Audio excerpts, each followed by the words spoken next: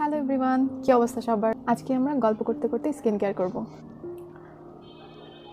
গতদিন নাইট করার কারণে আমার এখানে একটা খুব বড় ধরনের পিম্পল উঠেছিল। রাতে ঠিকমতো ঘুম না হলেই দেখা যায় আমার ব্রেকআউটস হয়। এই জায়গাটা একটা অনেক বড় পিম্পল উঠছিল। কজ আমার 36 আওয়ারের শিফটিং ছিল হসপিটালে, মানে 24 আওয়ার্স করে, আবার পরের দিন মর্নিং 12 আওয়ার্স করে দেন বাসায় আসছি।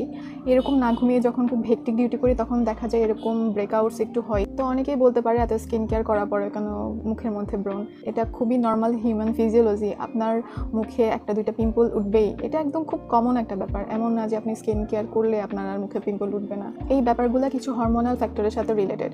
এখন না ঘুমালে আমরা যখন না ঘুমাই, আমরা যখন অনেক স্ট্রেসে থাকি, একটা স্ট্রেসফুল লাইফ লিড করি, সেই সময় দেখা যায় এরকম ব্রেকআউটস হওয়া। অ্যান্ড প্রি মেনস্ট্রুয়াল ফেজের সময় কিন্তু টুকটাক এরকম ব্রেকআউটস হয়, অনেকেরই হয়, এটা খুব কমন। ইভেন শুধুমাত্র না ঘুমানো না, আপনি যদি বাইরে থাকেন, অনেক বেশি অয়েলি বা জাঙ্ক ফুড খাচ্ছেন, সেক্ষেত্রেও কিন্তু ব্রেকআউটসটা খুবই কমন। আবার অনেকের ইরেগুলার বাউল হ্যাবিট থাকে, তাদের ক্ষেত্রেও কিন্তু মুখে পিম্পল ওঠাটা খুব স্বাভাবিক একটা বিষয়। তারপরে পিসিওসের কথা কী বা বলবো, কথা বলা আর স্কিন কেয়ার করা তো একসাথে হচ্ছে না। এক কটন প্যাক দিয়ে আমি সব স্কিন কেয়ার করে ফেলছি। আমরা অনেকক্ষণ বাহিরে আসি, সারাদিন আপনি বাহিরে একটা লং লাস্টিং মেকআপ বেস নিয়ে আছেন, এরপরে যদি মুখ ধোয়ার সময় না পান, ভালো মতো ক্লিন না করেন, তাহলে কি হয়, আমাদের মুখে আমাদের ফেসে যে হেয়ার ফলিকলগুলো আছে সেগুলোর মধ্যে মেকআপ ক্লগ হয়ে অ্যাকনি প্রোডাকশন করে। বাসায় এসে আলসেমি না করে যদি আমরা ফেসটা ক্লিন করে একটু স্কিন কেয়ার করে ফেলি, তাহলে কিন্তু আর অ্যাকনি হয় না। আর আমারই acne, it's because of stress and sleeplessness. So এটা নিয়ে কথা হবে না। আমি খুবই পাংচুয়াল আমার স্কিন কেয়ারের ক্ষেত্রে। আমি বাহির থেকে বাসায় আসলে কখনোই আমার স্কিন কেয়ার রুটিন স্কিপ করে ঘুমাতে যাই না। সেটা যাই হোক, আমি এর আগের একটা ভিডিওতে বলেছিলাম সম্ভবত, স্কিন কেয়ারটা আমার কাছে খাবারের মতো। বেঁচে থাকার জন্য যেমন খাবার নারিশমেন্ট দরকার, আমার স্কিনের জন্যও সেম। অ্যাকনি হওয়ার আরও কিছু ফ্যাক্টর আছে, লাইক জেনেটিক্যাল ফ্যাক্টর। আপনার বাবা মার ধরেন অ্যাকনি ছিল, উত্তরাধিকার সূত্রে পেয়ে যাবেন অ্যাকনি।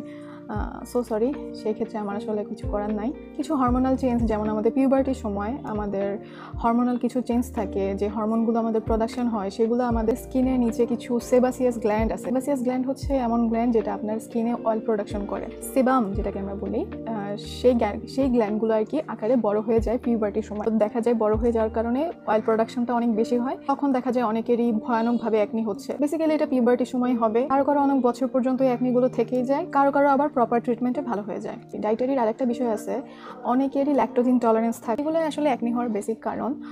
এছাড়াও কিছু ট্রিগার ফ্যাক্টর আছে যেগুলো আপনার অ্যাকনিকে আরও বেশি ট্রিগার করে ফেলে, দ্যাট ইজ কর্টিকোস্টেরয়েডস। আপনি যদি স্টেরয়েডের কোনো কিছু নেন, টোটালি কন্ট্রাইন্ডিকেটেড, যেটাকে বলে বাংলায় হারাম।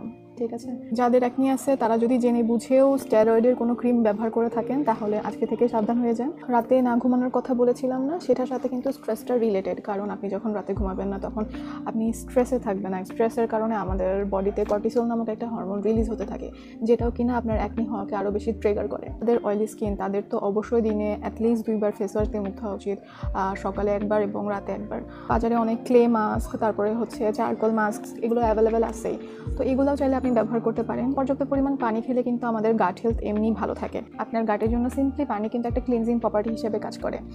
তো যদি একটু কষ্ট করে ডিটক্স ওয়াটার খেতে পারেন তাহলে তো কথাই নেই।